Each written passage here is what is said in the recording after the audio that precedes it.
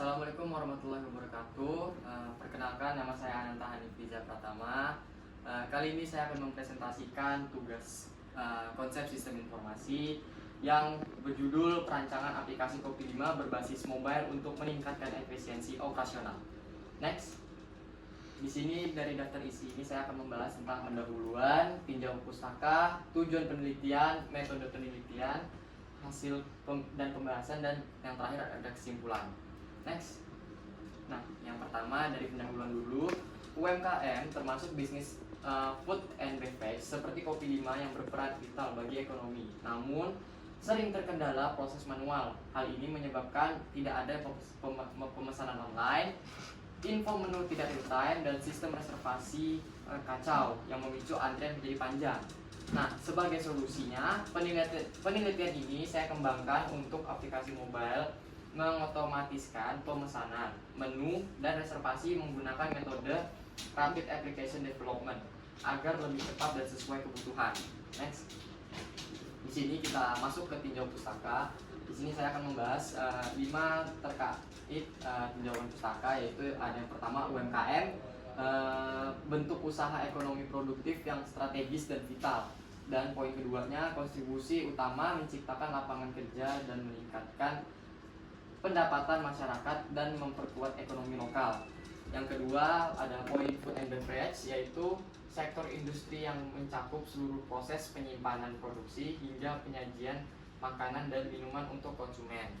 Poin ketiga ada Kopi 5, yaitu bisnis kafe dengan produk utama kopi dan varian rasanya. Yang lalu ada juga kunci keberhasilan, kecepatan pelayanan dan kemudahan akses informasi produk bagi pelanggan.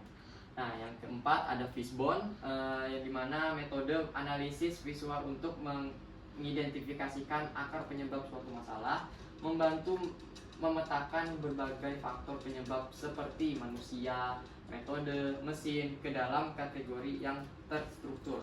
Dan yang terakhir ada flowchart, yaitu representasi visual dari sebuah proses menggunakan simbol-simbol standar. Fungsinya yaitu memudahkan perencanaan dan analisis dan pemahaman alur kerja sistem secara terstruktur. Next. Nah, di sini kita membahas tentang tujuan penelitiannya.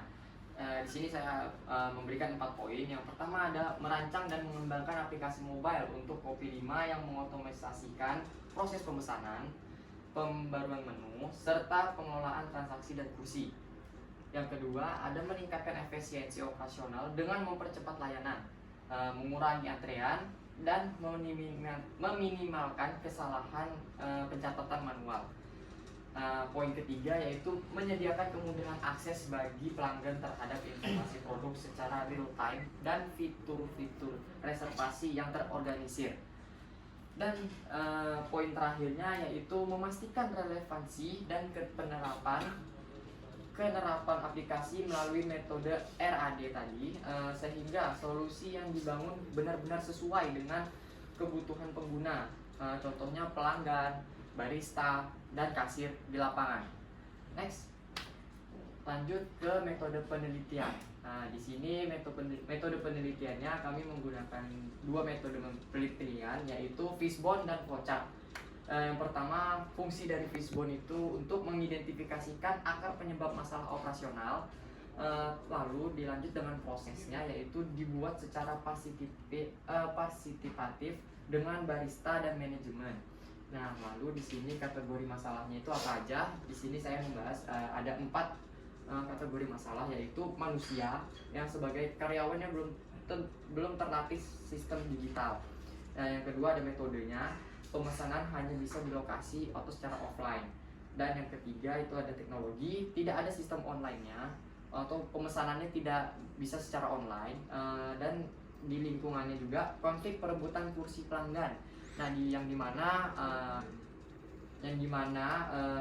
setelah saya survei atau saya lakukan wawancara, di sana itu pelanggan sering mengeluh, yang dimana sering terjadi konflik perebutan kursi.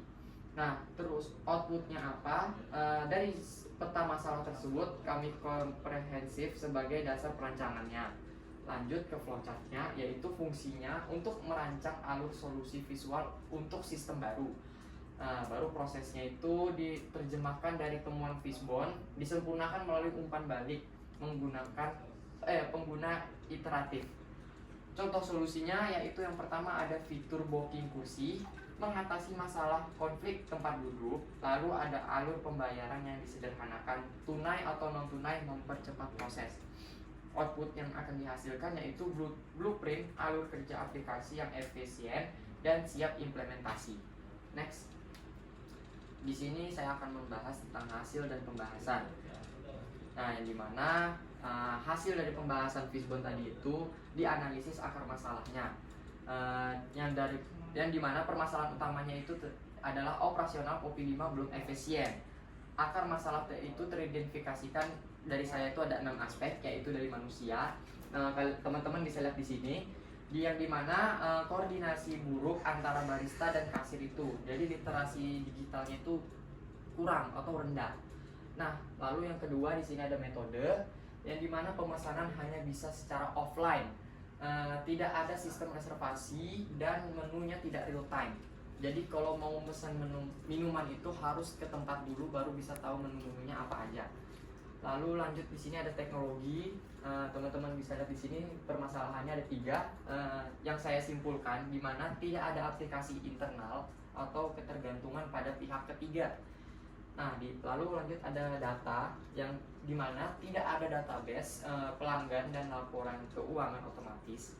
Lalu lanjut di keuangan, yaitu biaya promo pihak ketiga itu tinggi, biaya tenaga kerjanya itu membengkak. Yang terakhir ada di lingkungan, yaitu antrian yang panjang, risiko konflik kursi, dan variasi menunya yang terbatas. Jadi di lingkungan ini sendiri, di mana masalahnya itu pasti selalu tentang antrian yang panjang, rebutan kursi, atau menu-menu yang hanya bisa dilihat ketika kita sudah melakukan antrian. Next. Lalu di sini ada rancangan solusinya, yaitu berupa flowchart atau aplikasi. Di sini saya memberikan gambaran dulu melalui flowchart. Jadi yang dimana rancangan solusi ini alur sistemnya itu baru dirancang untuk mengatasi masalah yang teridentifikasi. Yang pertama ada registrasi dan login, yang dimana pengguna itu harus membuat akun dan melengkapi profil sebelum memiliki akun untuk bisa melakukan berjalannya aplikasi. Lalu di pilihan kedua itu ada pemesanan, yang dimana kalian bisa memilih produk dari menu digital secara real time atau memilih metode pembayaran mau tunai atau non tunai. Fitur-fitur baru ada juga fitur-fitur inti, yang dimana itu kalian bisa melakukan booking kursi, yang dimana tadi kami telah merancang banyak masalah-masalah yang sering terjadi. Di sini kami memberikan solusi, yang dimana ada booking kursi terintegrasi dengan pemesanan untuk dine in atau mencegahnya konflik. Dan yang kedua ada metode pengembalian, pilihan dine in atau delivery.